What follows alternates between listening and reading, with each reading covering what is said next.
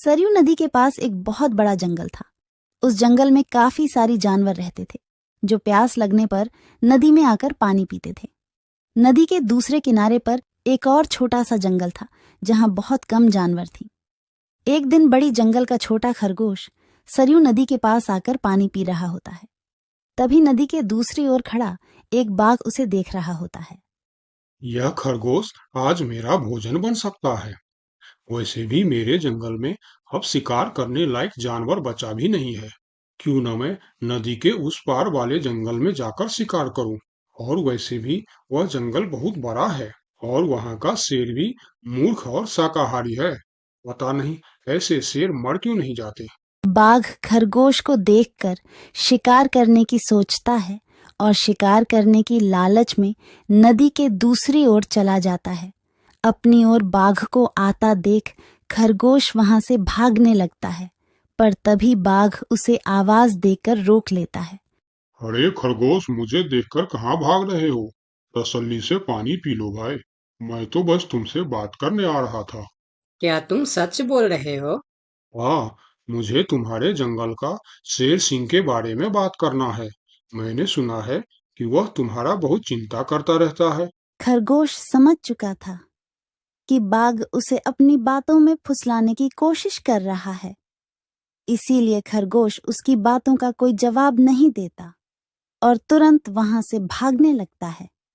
परंतु खरगोश बाघ से तेज नहीं भाग पाता और बाघ उसका शिकार कर लेता है। यहाँ के जानवर बड़ी आसानी से शिकार हो जाते हैं, तो क्यों न मैं इसी जंगल में रहकर आसानी से शिकार किया करूं। बाघ अभी इसी जंगल में रहकर ही शिकार करता रहता है। इस तरह से जंगल में जानवर कम होने लगते हैं। एक दिन अरे लोमड़ी, मैंने सुना है कि तुम अपनी सहेली से मिलने के लिए दूसरे जंगल में जा रही हो। हाँ, लेकिन तुम्हें मेरी इतनी चिंता क्यों हो रही है? देखो लोमड़ी, तुमने सांप के अंडे के साथ जो हरकत की थी, जिसके लिए तुम्हें शेर सिंह ने सजा दी थी, इसके लिए तुम जंगल से भाग नहीं सकती। लेकिन मैं भाग नहीं रही हूँ।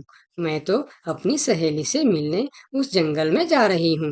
पर मुझे शक है कि तुम मौके देखकर भाग भी सकती हो, इसीलिए मैं तुम पर नजर रख रहा हूँ। देखो भैया, मैं शेर सिंह की हुक्म का पालन कर रही हूँ, लेकिन तुम अपना ड्यूटी ढंग से नहीं कर रहे हो। क्यों? तुमको क्यों लग रहा है कि मैं अपनी ड्यूटी ढंग से नहीं कर रहा हूँ? दरअसल इस वक्त तुम्हें जंगल में हमारी जानवर पर ध्यान रखनी चाहिए, क्योंकि हमारी जंगल की जानवर कम हो रहे हैं। सुना है जंगल में कोई शिकारी घुस आया है जो हमारे जानवरों का शिकार कर रहा है। लोमड़ी, तू चालाक है, ये मैं जानता हूँ, लेकिन मैं भी इतना बेवकूफ नहीं हूँ, ये तू जान ले। मैं तेरे बातों में नहीं आने वाला। याद रखना, अगर आज तुम मेरे बातों पर यकीन नहीं करोगे, तो तुम भी किसी दिन कोई शिकारी जानवर का शिकार बन जाओगे। चाहे जो भी हो जाए, मैं तुम्हें यहाँ से जाने नहीं दूंगा। देखो, मेरा जाना बहुत जरूरी है। मैं 2-3 दिन में वापस आ जाऊंगी। मुझे जाने दो। ठीक है, मैं तुम्हें जाने दूंगा, लेकिन मेरा एक शर्त है। शर्त? कैसी शर्त? यही कि तुम्हें उस जंगल के थाने में जाकर रोज हाजिरी देनी होगी। मुझे मंजूर है। लोमड़ी को पता था कि जंगल से जानवर कम हो रहे हैं, इसीलिए वह हाथी की शर्त मानकर वहां से चली जाती है। वहीं दूसरी ओर हाथी जंगल की निगरानी करने लगता है। तब दिखता है कि जंगल से कुछ खरगोश गायब है। इस चिंता में कई खरगोश आपस में बात भी कर रहे होते। देखो भाइयों, हमें सावधान रहना होगा, क्योंकि जंगल से खरगोश गायब हो रहे हैं। हाँ, लेकिन इस बात का फरियाद हमें शेर सिंह को करनी चाहिए। तभी खरगोश की बात सुनकर हाथी उनके पास आता है। क्या हुआ है भाई? तुम सब आपस में क्या मीटिंग कर रहे हो? मुझे भी बताओ। हाथी भैया, तुम शेर सिंह के सेनापति हो। क्या तुम हमारी फरियाद राजा तक पहुंचा सकते हो? अरे भाई, तुम्हारी रक्षा करना ही मेरा ड्यूटी है। बताओ, तुम्हारी क्या शिकायत है? हाथी भैया, कुछ दिन से हमारे कई साथी गायब हो गए हैं। अगर तुम्हें अपनी जंगल की फिक्र है, तो हमारी साथी खरगोश को ढूंढ के लेके आइए। क्या तुम्हें किसी पे शक है?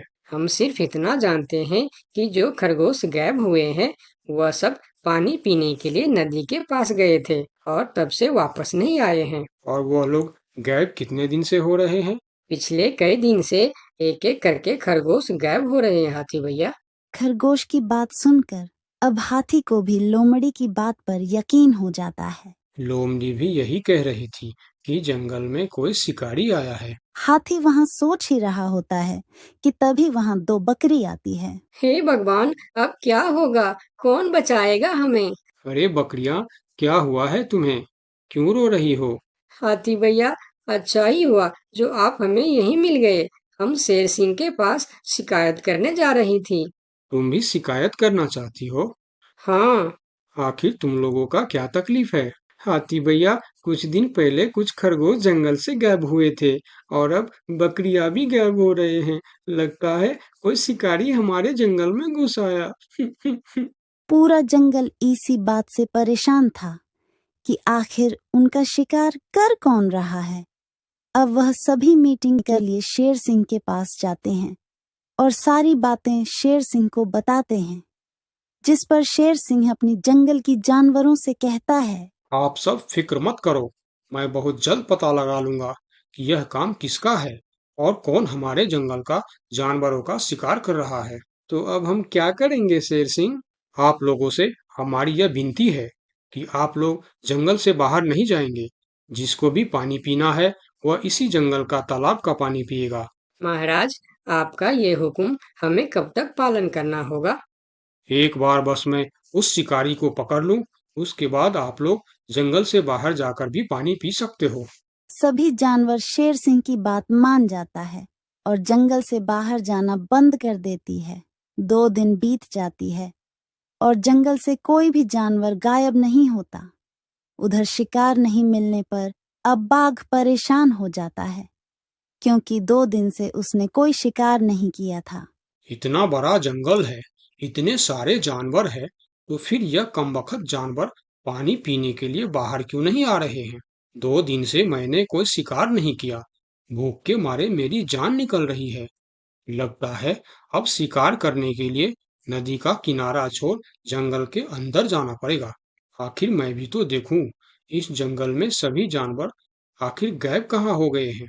अब देखता हूँ मुझसे कैसे बचते हैं इस जंगल के जानवर। इतना बोलकर बाघ छुपकर जंगल के अंदर घुस जाता, जहां वह देखता है एक बकरी घास खा रही होती है। उस बकरी को घास खाता देख बाघ पीछे से उस पर हमला कर देता है और उसे मारकर अपने साथ जंगल से बाहर ले जाता है। ये सब एक दूसरी बकरी देखती रहती है। अच्छा, तो ये बात है। अभी मैं जाकर शेर सिंह को बताती हूँ।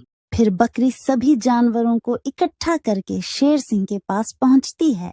महाराज, हमारे जंगल में दूसरे जंगल का बाघ घुस आया है और वही हमारे जंगल में शिकार कर रहा है महाराज। वह बहुत तेज और बहुत दुष्ट शिकारी है।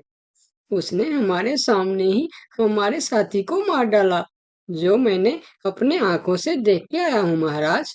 अब आप कुछ कीजिए महाराज, नहीं तो हमारे प्रजाति खत्म हो जाएंगी। महाराज, अब कुछ करना ही पड़ेगा। अब आप कुछ कीजिए महाराज, नहीं तो हमारी प्रजाति खत्म हो जाएंगी। हाँ महाराज, अब कुछ करना ही पड़ेगा।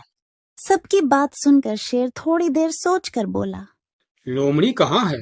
महाराज, वो नदी के उस पार वाले जंगल में गई है। शेर सिंह लोमड़ी के मदद से बाघ को पकड़ने का मन ही मन प्लान करके बोला, देखो, इस जंगल का जानवरों का रक्षा करना हमारा पहला कर्तव्य बनता है और मैं आप लोगों की रक्षा जरूर करूंगा। बस आप सबको मेरा साथ देना होगा। जैसे मैं बोलूंगा वैसे आप सबको करना होगा। हाँ, हम सब तैयार हैं महाराज। तो सुनो, आप लोगों में से कोई भी उस नदी के किनारे नहीं जाएगा और जब वह शिकारी को शिकार नहीं मिलेगा तब वह जंगल के अंदर आने के लिए मजबूर हो जाएगा और वो जब जंगल के अंदर आ जाएगा तब मैं जंगल के किसी एक जानवर को उसके सामने भेजूंगा। फिर जैसे ही वह मेरे भेजे हुए जानवर का शिकार करने जाएगा हम सब उस पर हमला बोल देंगे। मतलब हम में से किसी एक को अपनी जान खतरे में डालनी होगी महाराज। हाँ, मगर मौत के मुंह में जाने के लिए कौन तैयार होगा महाराज? वह तुम्हें कल पता चल जाएगा। शेर सिंह अपने गुप्तचरों द्वारा लोमड़ी को संदेश भिजवाकर उसे वापस बुलाता है। आपने मुझे इतनी रात में यहाँ क्यों बुलाया महाराज? लोमड़ी, मैं तुम्हारी सजा माफ करना चाहता हूँ, मगर तुम्हें मेरा एक काम करना होगा। सजा से छुटकारा पाने के लिए मैं कुछ भी करने के लिए तैयार हूँ महाराज। ठीक है, तो सुनो। लोमड़ी की हाँ करती ही शेर सिंह ने बाघ को पकड़ने का प्लान उसे बता दिया। महाराज, जब बाघ मेरा शिकार करने आएगा तब आप मुझे टाइम पर आकर बचा तो लेंगे ना? मैं शेर हूँ, कोई नेता नहीं जो वचन देकर मुकर जाऊंगा। तुम निश्चिंत रहो, तुम्हें कुछ भी नहीं होगा। अगले दिन प्लान के अनुसार लोमड़ी नदी के किनारे जाता है। शिकार को आता देखकर बाघ खुश हो जाता है। वाह, आज मुझे पेट भरकर खाना मिलेगा। शिकार के नजदीक आते ही मैं उसे मार दूंगा। लोमड़ी डरते डरते नदी के किनारे पहुंच जाता है। हे भगवान, टाइम पर शेर सिंह को भेज देना। कैसी हो लोमड़ी? मैं ठीक हूँ बाघ भाई। अभी तो तुम ठीक हो, लेकिन थोड़ी देर बाद ठीक नहीं रहोगे। क्या मतलब? मतलब ये कि मैं अभी भूखा हूँ, और जब मैं भूखा होता हूँ तो किसी का भी शिकार कर लेता हूँ। इतना बोलकर जैसे ही बाघ लोमड़ी की तरफ जाता है, वो शेर सिंह के जाल में फंस जाता है और वहां सारी जानवर आ जाता है। बाघ, तू शिकार के लालच में मेरे चंगुल में फंस गया है। अब तेरी कहानी खत्म। तुमने मुझे धोखा दिया शेर सिंह। जैसी करनी वैसी भरनी, मुहावरा तो तूने सुना ही होगा। बाघ, तू सबको धोखे से मारता था, इसीलिए मुझे तुम्हें भी धोखे से मारना पड़ा। मुझे माफ कर दो शेर सिंह, मैं हमेशा के लिए जंगल छोड़कर चला जाऊंगा। तूने हमारे जनता पर अत्याचार किया है, अब तुम्हें इसका हिसाब चुकाना पड़ेगा। साथियों, अपना बदला ले लो। शेर सिंह की आज्ञा मिलते ही सारे जानवर उस बाघ पर टूट पड़ता है। इस तरह से शेर सिंह अपने चालाकी और सूझबूझ से अपने जंगल के जानवरों की रक्षा करता है। इस कहानी से हमें यही सीख मिलती है कि धोखे का अंजाम धोखा ही होता है। दोस्तों, मेरे चैनल को जरूर सब्सक्राइब करें। आपका बहुत बहुत धन्यवाद।